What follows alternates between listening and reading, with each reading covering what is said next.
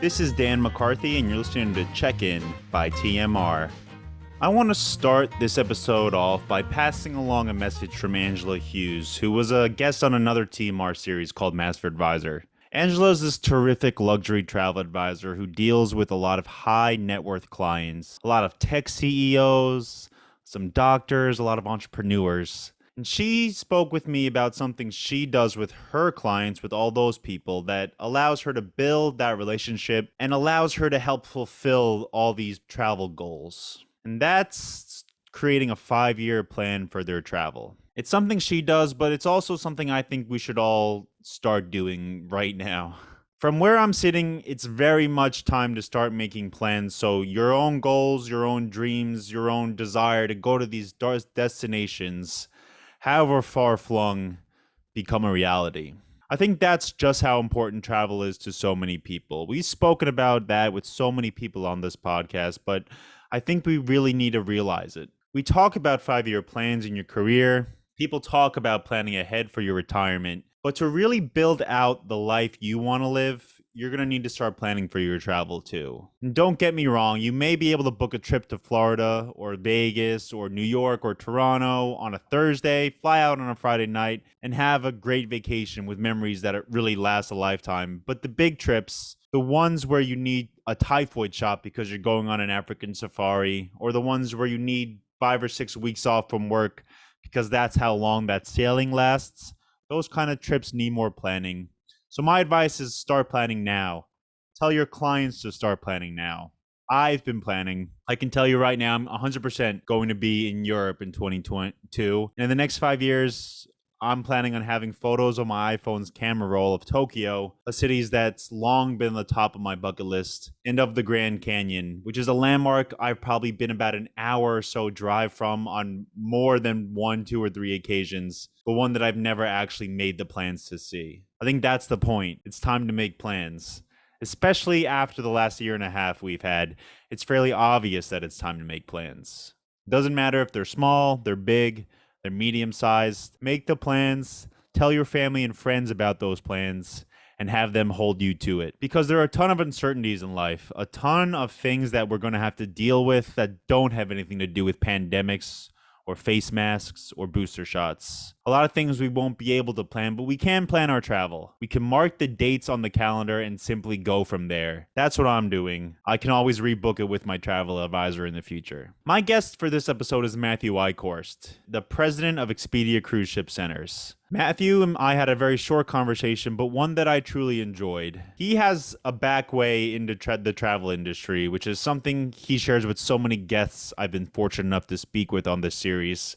He started out in technology and made the move over to travel, a move that he talks about in the episode he made after feeling the passion for the business that so many in the industry share, the passion that's so evident with so many people I speak with and so many people I'm sure you all speak with as well. 2022 will mark 2 decades in the business for Matthew, and I really want to give him a sincere congratulations ahead of time. 2 decades in any business is really something to be proud of, and surviving COVID and all the other times of uncertainty that have come with being in the travel industry is really, truly something to be proud of. I want to say the same to all the listeners out there. I know things haven't been easy for anyone in the industry over the past 18 months, but from where I'm sitting, there's little doubt there are much better times ahead of us than behind us. Let's check in with Matthew.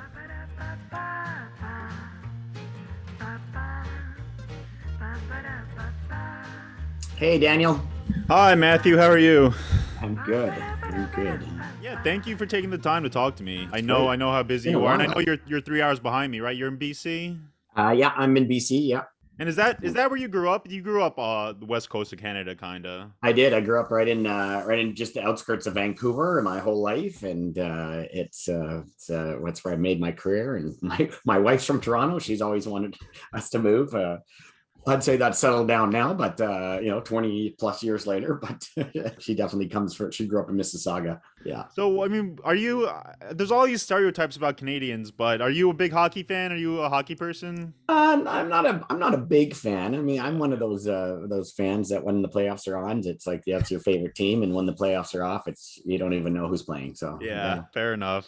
I've been doing these for a while now. We've been sort of getting people's stories about how they entered the travel industry and sort of grew their careers and things like that. And I know Great. you have an interesting story yourself because I know you didn't start out in travel. Okay, tech, well, entrepreneur side and then tech and then got into travel. Yeah, definitely. So I read a little bit. I read some interviews you've done before, and you talked about. I think you joined cruise ship centers. Was it 2002? Is that my research right? 2002, that's Yeah. correct. And I know it started because you sold some technology. You sold the CRM to cruise ship centers. Yeah, no, well, actually, what happened was I had a company with General Electric, and Cruise Ship Centers was one of our customers, and we were building out a bunch of technology for them. So some of my team was, for example, and I got to know the CEO, and the CEO asked me to come in and help after I had left General Electric. I was doing turnarounds at the time, and that's so when I looked at the business, I was like, wow, this is a very non-automated industry. There's some opportunity here, and then yeah, then bought into the company, etc. It's been quite the journey. So So when you get that like proposal or when you get asked that question to join cruise ship centers, which is such like a kind of specific business within the larger travel industry, I'm curious what was your perception of that side of the business in 2002, sort of as the growth of the internet has sort of shaded some of the travel agency business and things like that. What were your expectations going into it? yeah, I was actually it started out being more of helping out a friend and then jumping into the business and looking from a technology perspective. And then what I could tell was here was a group of people that loved and were passionate about what they were doing. Like they really loved the industry. Whereas I've met lots of people over the years that love their job because of what they're doing, but not necessarily loved what they're part of, right? And so I always joke it's not, they're not selling vacuum cleaners here. They're selling dream vacations for people. And so that passion was quite contagious. And so as I started to look at the business, I thought I'd like to be part of this business. How can I contribute in a different manner than just giving some technology consulting? And that's when I approached the shareholders of the company and just said, this is being an entrepreneur. I would love to be involved. I would never give away part of my company, but if you're willing to sell part of your company, I think this would be something that would be really good for both you and myself. So, and that turned out to be very much true. And we grew the company just, exponentially over the years. So it's been wonderful. And I do miss the business, actually. Interestingly enough, this lockdown that we've all had and not traveling, I just did my first supplier trip and meeting not only suppliers, but even some of our competitors. You forget kind of the joy from the relationships that comes out of this business, not just the travel itself. And it really is quite energizing to see that come out of it. So it's awesome.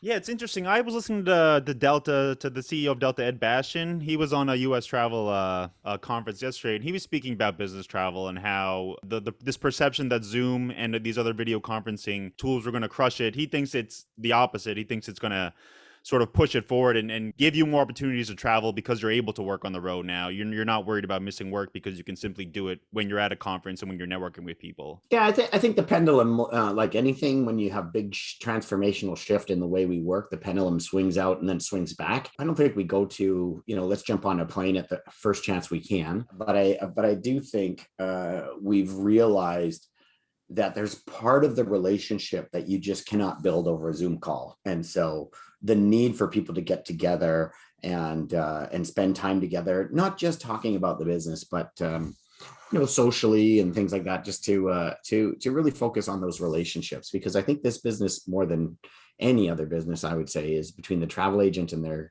customer, but also the whole industry. It's all built on relationships. So yeah, I mean, when you were coming in the industry in early 2000s, was that something that was a part of the learning curve? Understanding that, I mean, it definitely was for me. I know, like understanding that the personal relationships in this business are just incredibly important, and being able to talk to people and build those relationships is just so paramount to your own success of your business too. yeah, part of it was probably my maturity at the time coming into the business and not realizing the importance of the relationships.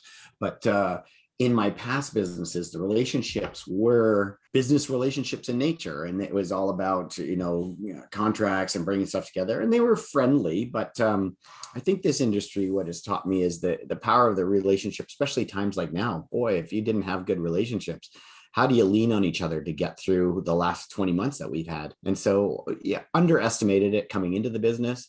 and then really saw the value as it's been tested several times in the last almost 20 years that I've been in the business. So for I sure. mean, was there any other time that was similar to COVID or these past 18 months or so? Any other time over your 2 decades that reminded you of the decisions you had to make and the uncertainties that sort of surrounded your future? Not at this magnitude, that's for sure. But I think we had several slowdowns in the 2000s range, where whether it was companies recovering after 9/11, but also which was I kind of missed a bit of that because I came in right after.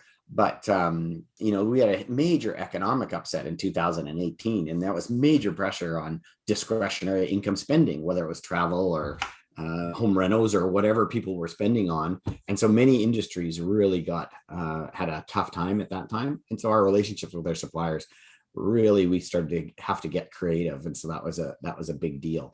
So that was an external factor, but there's been several of those situations where other illness related things, like SARS in the early days as well, but nothing like this. I mean, this one was something, even when it was bad, we thought we'd be 90 days into this. I remember the first suspension of the cruise lines where we're going to take a 30-day pause.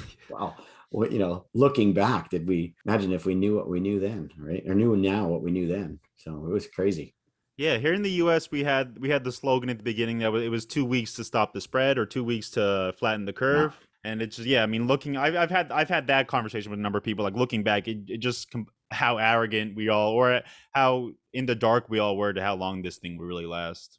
Yeah, you can never future protect your business, but lessons learned, there's many, but one for sure is be prepared for the unexpected. I think none of us would have done some disaster recovery on their business like this, but did some companies were set up in a way that helped them weather the storm more than others, and others were really vulnerable. And so look at our industry itself, the difference between an independent contractor model versus an employee model, and the impact that has on some of our good competitors that are out there. It's been devastating if their cost base couldn't absorb this. So it's been really tricky. I'm sure you've heard this over the past 18 months from your agencies or your members. I mean, what have the best ones been able to do to sort of survive this and then thrive coming out of this? How have they been able to set their businesses up so that they wouldn't crash during this slowdown or lockdown? Yeah, I think there was a bunch of things. I think the traditional levers to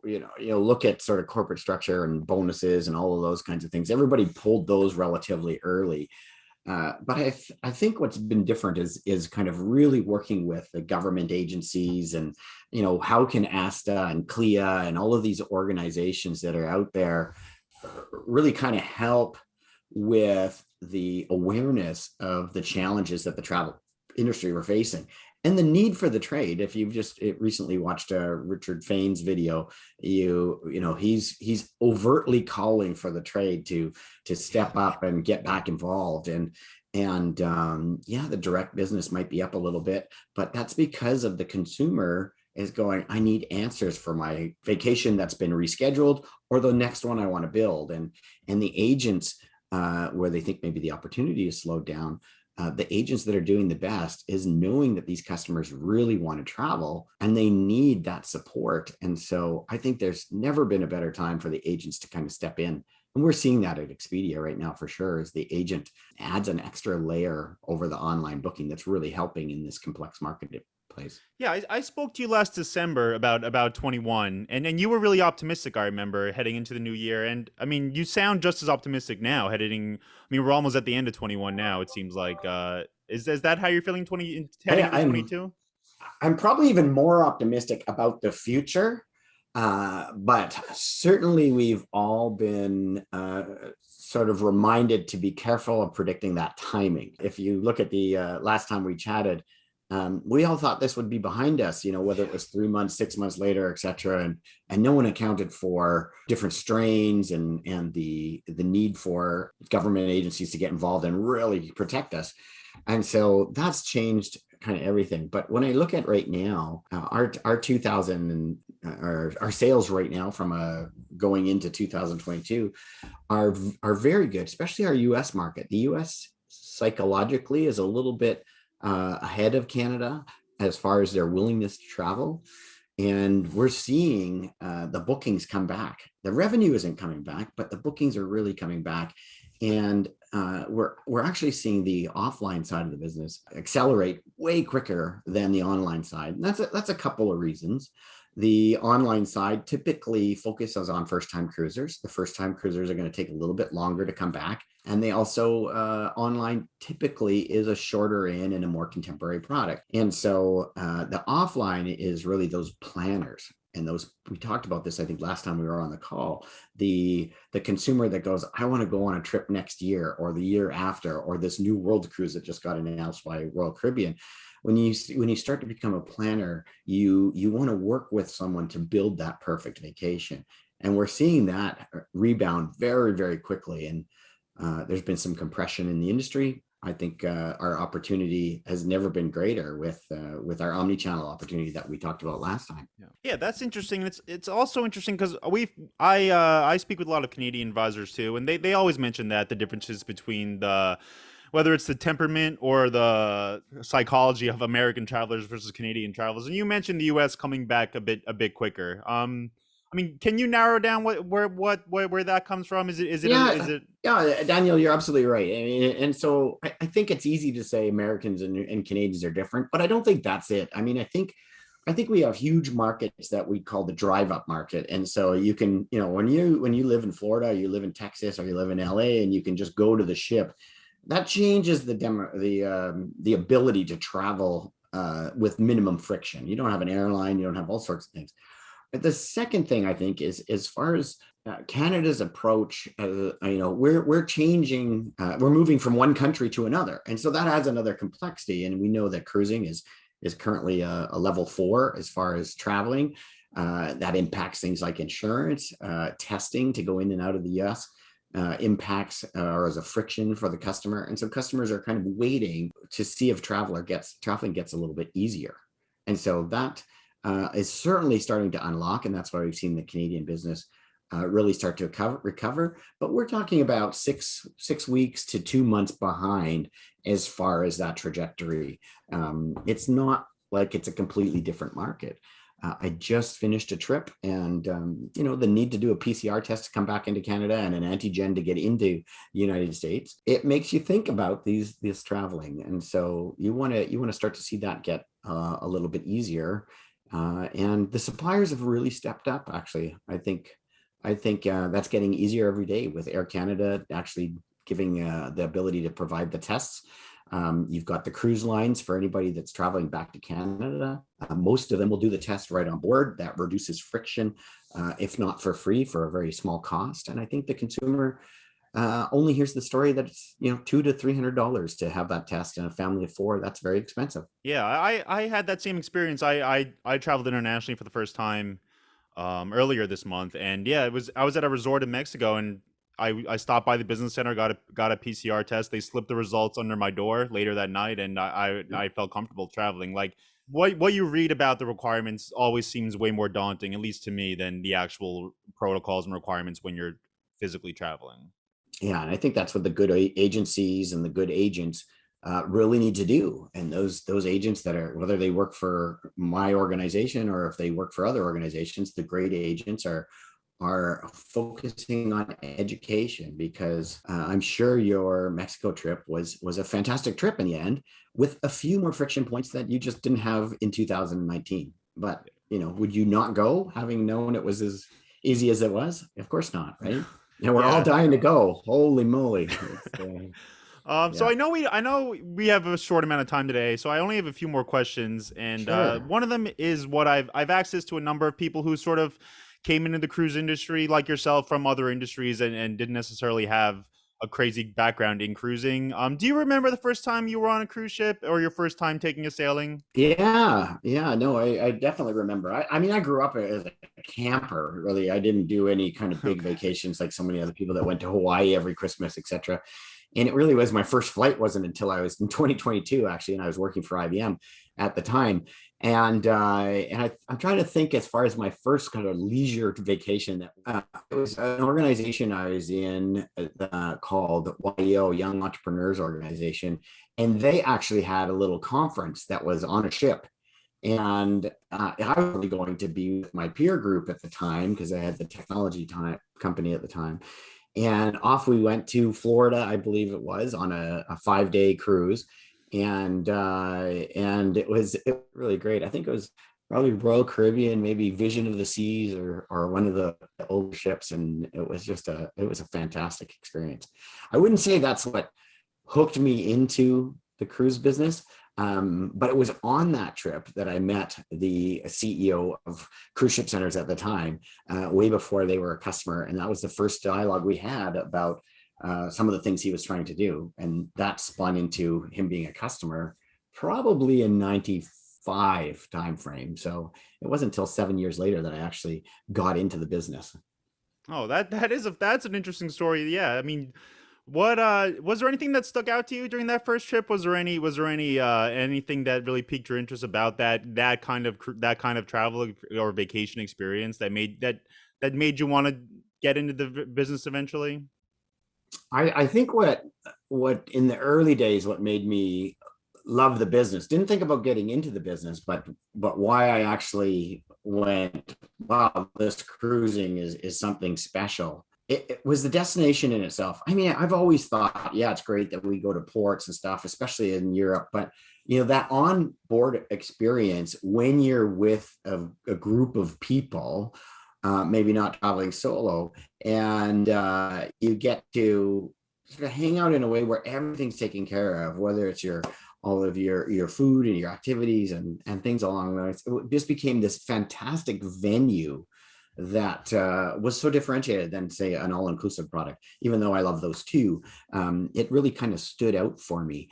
And it wasn't till later that I started to appreciate the destination side, that the ship can actually go to different places. And I think that's where I really got the bug.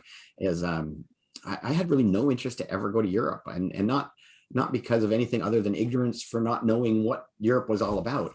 And then when that first trip I took on a ship, and going from port to port and seeing the history and then getting back onto that home base, I knew that this product was something really, really special. Yeah, everyone seems to have that first experience on board, and everyone feels differently. But I've heard so many stories about the stickiness of the cruise industry, and Clea has Absolutely. always spoken about that. About once you get someone into the on a cruise ship, once you get a consumer into the system, they tend to become repeat guests over and over again.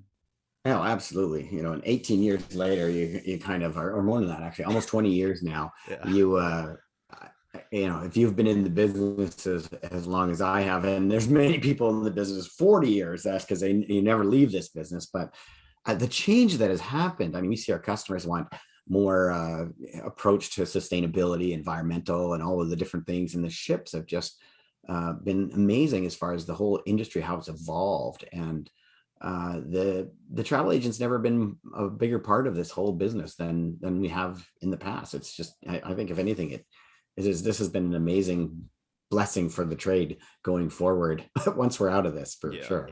Yeah, the Yeah. survivors seem to be ready to sort of get all these benefits that are coming down the line. I know a lot of advisors have spoken about that too, about the pent up demand finally coming, finally being able. When you're finally able to book a cruise, they seem to be the ones that are going to benefit, and they should be able to benefit. Absolutely. Yeah. And we're seeing it show up. I mean, we talked last time, I think a year ago, Daniel, about the online consumer and the offline consumer. And as you know, we actually shut down our call center for Expedia.com for cruising, and now all of that redirects into the stores now. And it's thousands of calls a month that just go right to the store in that local community, and the store gets to service that customer. And it's really helped, not only for our stores to recover, but also that consumer's confidence in Expedia, because they get that service when they need it, and they still have that flexibility to book online when they want to do that. So that's something we talked about before, and it's really starting to prove to be a great strategy as we recover from this business. Yeah. Yeah. I spoke to an agent last week who spoke about sort of serving as their client's travel advisor, like a financial advisor would, and building these 5 year plans and building these sort of vacation goals and doing whatever and planning ahead so they can accomplish whatever they want to accomplish on their bucket list going forward. And I think that's a good way to look at travel advisors. Like everyone talks about travel agents as sort of a smaller business and things like that, but they're very important for a lot of people, and the people who haven't discovered that yet, I think, just have to have the time to actually use a travel agent and realize how big of a benefits they can have. Absolutely. Many of us have our dream book, whether it's just in our head Yeah. or whether it's written down. I have a list of places I want to go. You probably have a list as well. And how do you kind of turn those into reality? And working with a travel agent really helps. So it's something I don't see changing over the next coming years. That's for sure. Yeah. Well, so what's on? Do you want to talk about anything on top of that list? Are there any destinations that you really are anxious to get to, especially now? Well, not now, but hopefully in the short term future when all these rules Yeah. are sort of. Short term, I Yeah. just want to get back out there, right? Yeah. And so I've got a couple of trips that are coming up. I've got a med trip coming up in the early spring. I've got a trip I'd like to do with my kids on the reading break that probably will be a Mexico trip, just to kind of get away and get to some beach. But when I think about bucket list trips, there's still so many places I would like to go. I still want to go over to Egypt. And now that cruises are going down the Nile again, that just sounds absolutely fantastic. I have a friend that's over there right now, and just got a text. They just came out of Jordan. And so you start to think about these beautiful places in the world. And I think that's why people fell in love with this business, is the world's quite small if you're willing to reach out and go to these places. Now it might take a bit to get to the more exotic destinations, but travel is something that's so contagious as far as how do we get to these places. And there's places I'd love to go back to, like the Galapagos or Antarctica. I've never been to. How do I get to those places as well? So it's just, my bucket list is long, and that's probably because I'm in the industry, right? The awareness is amazing. The more we talk to people about travel, the more people want to travel. And I think there's just an infinite possibilities. Iceland, for example. I mean, we could just go on and on about all the great places that most of us have never been to. So that would be just amazing. Yeah, I mean, I'm right there with you. I get all these press releases and these marketing materials about new products and destinations, and my first thought is always, "Oh, I'd love to be on that ship, or I'd love to be in that destination." So I'm I'm right there with you. The list is only growing. Yeah, absolutely, yeah. It hasn't shrunk. So, Well, I know we only had a half an hour, but again, Matthew, I want to say thank you for taking the time to talk to me. Yeah, and then best of luck, I guess, the rest of this year and for 22 too, and hopefully I'll talk to you again pretty soon. Sounds good. All right. Take care.